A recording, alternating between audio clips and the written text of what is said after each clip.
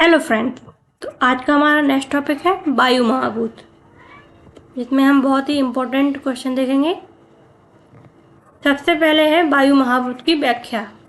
ठीक है, तो वायु महाभूत में बताया गया है तर्क भाषा के अकॉर्डिंग वायुत्व अभिसंबंधवान वायु, अर्थात वायु इस जाति से समवाय संबंध से रहने वाला द्रव्य है और मूर्त एवं नित्य द्रव्य है।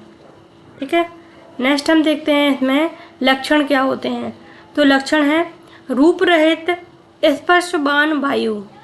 रूप रहित स्पर्शवान वायु, ये किसके अकॉर्डिंग बताया गया है? तर्क संग्रह के अकॉर्डिंग। जो रूप रहित है, अर्थात इसका अर्थ होता है जो रूप रहित है, जिसका स्पर्श से ज्ञात होता है, वह वायु महाभूत है। ठीक है, वह क्या होती है? वायु महाभूत होती है। केवल स्पर्श से अपन उसको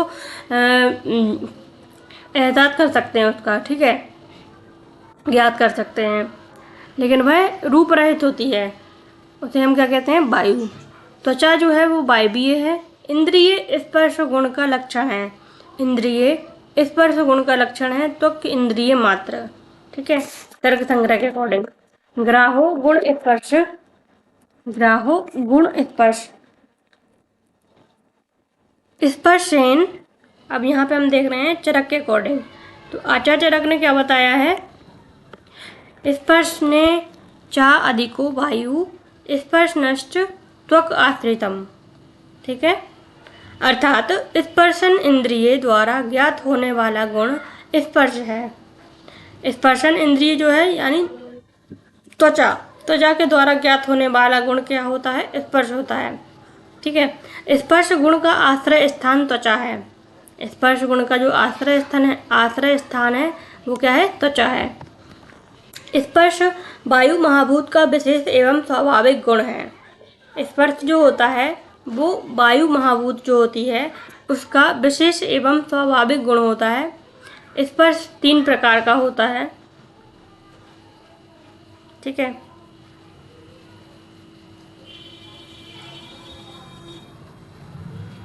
स्पर्श कितने प्रकार का बताया गया है? 3 प्रकार का बताया गया है। नेक्स्ट हम देखेंगे इसमें जो वायु महाभूत है उसकी उत्पत्ति कैसे हुई है। तो तैत्तिरीय उपनिषद के अकॉर्डिंग आकाशाद वायु, तैत्तिरीय जो उपनिषद है उसके अकॉर्डिंग क्या है? आकाशाद वायु, मतलब आकाश से वायु की उत्पत्ति बताई गई है। ठीक है, आकाश महाभूत से।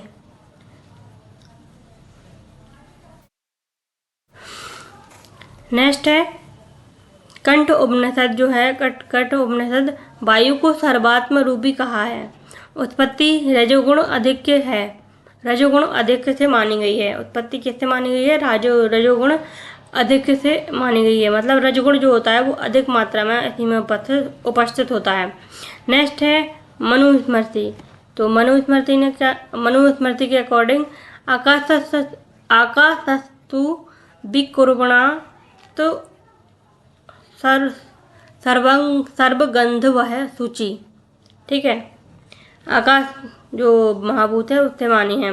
नेक्स्ट है अजातशत्रु के अकॉर्डिंग रजो बहुलो वायु, यानी रजगुण से, रजगुण की अधिकता किसमें होती है? वायु महाभूत में होती है। ठीक है, नेक्स्ट है सिद्धांत मुक्तावली।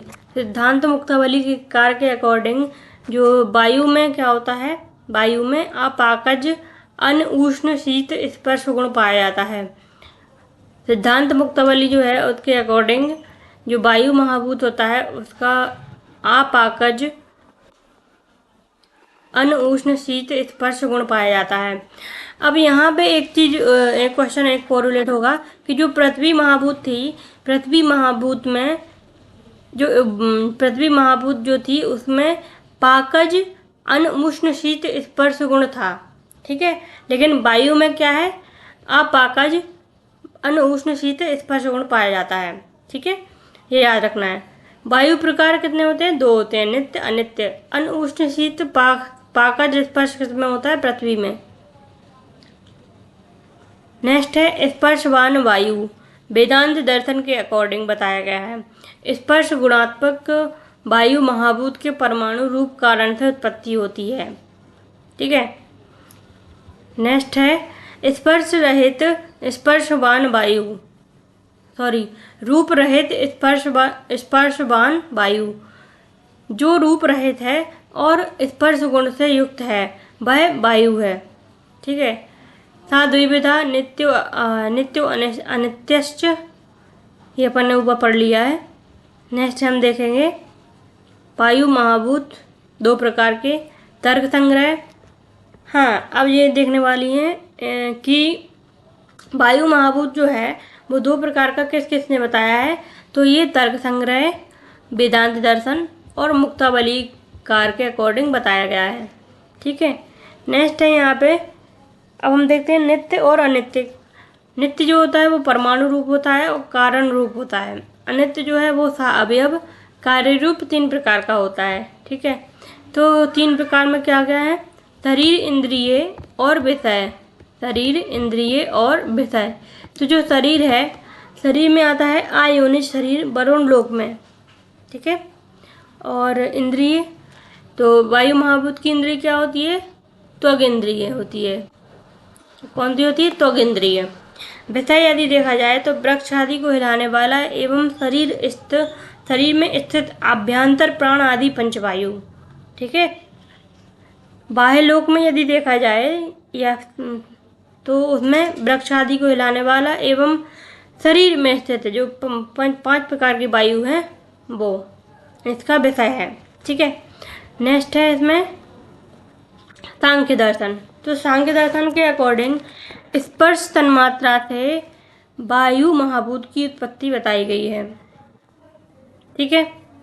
और वेदांत दर्शन के अकॉर्डिंग पंचीकरण प्रक्रिया के द्वारा वायु महाभूत की उत्पत्ति बताई गई है। नेक्स्ट है महाभूत के गुण।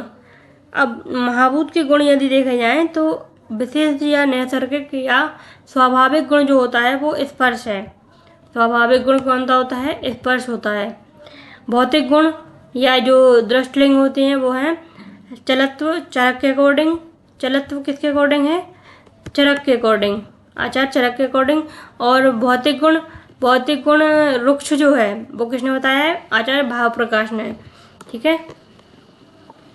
नेक्स्ट है सुश्रुत के अकॉर्डिंग रजो बहुला माना गया है किसको, वायु महाभूत को, जो रज प्रधान होता है। वैशेषिक के अकॉर्डिंग स्पर्श गुण वाला होता है। और नेक्स्ट है यहाँ पे प्रशस्त पाद। तो प्रशस्त पाद के अकॉर्डिंग जो गुण बताए गए हैं कितने हैं, 9 गुण बताए गए हैं। ठीक है। अभी जो तेज महाभूत था उसमें कितने थे, 11 गुण बताए गए थे प्रशस्त पाद के अकॉर्डिंग। और वायु महाभूत में 9 गुण बताए गए हैं। अब 9 गुण कौन कौन से हैं देखते हैं। स्पर्श, संख्या, परिमाण, ये देखना है मेनली। ठीक है। स्पर्श, संख्या, परिमाण, पृथकत्व, संयोग, विभाग, परत्व, अपरत्व और संस्कार। ठीक है। नेक्स्ट है वायु। वायु जो होती है, वायु का स्पर्श कैसा होता है, अपाकज और अन उष्ण शीत स्पर्श होता है। वायु में रूप गुण ना होने से उसका चक्षुष ज्ञान नहीं होता है। ठीक है, क्योंकि रूप रहित होती है ना। और उसके बाद है स्पर्श। स्पर्श वही है, अपाकज, अन उष्ण शीत स्पर्श। संख्या, वायु परमाणु में एक नित्य होता है। कार्य रूप महाभूत, वायु महाभूत में एक अनित्य होता है। परिमाण, अणु और विभू रूप में भी होती हैं। पृथकत्व, संयोग, विभाग, परत्व जो होती है, हाँ ये देखना है। परत्व जो है वो है ग्रीष्म ऋतु की नैऋत्य दिशा की वायु। ठीक है। ग्रीष्म ऋतु में जो नैऋत्य दिशा की जो वायु है वो श्रेष्ठ मानी गई है। ठीक है। नेक्स्ट है अपरत्व। ग्रीष्म ऋतु की पूर्व दिशा की जो वायु है वो अपरत्व या अश्रेष्ठ मानी गई है। ठीक है। ग्रीष्म ऋतु की कौन सी, पूर्व दिशा की। नेक्स्ट है इसमें संस्कार। गति उत्पन्न करता है अतः वेग संस्कार है। गति को उत्पन्न करता है और वेग संस्कार पाया जाता है। अन्य है, अन्य वायु महाभूत से 3 रसों की उत्पत्ति होती है। ठीक है, ये इम्पोर्टेंट है यहाँ पे कि जो वायु महाभूत है, वायु महाभूत से 3 रसों की उत्पत्ति होती है। कौन कौन से, कटु तिक्त कसाय। ठीक है, वायु महाभूत से 3 प्रकार के रसों की उत्पत्ति होती है, कटु तिक्त कसाय। और इसमें पाणी यानी हस्त जो होते हैं उन कर्मेंद्रियों की उत्पत्ति आकाश महाभूत से हुई है।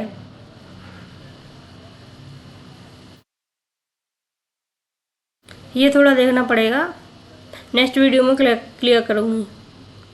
ठीक है, थोड़ा मिस्टेक है इसमें।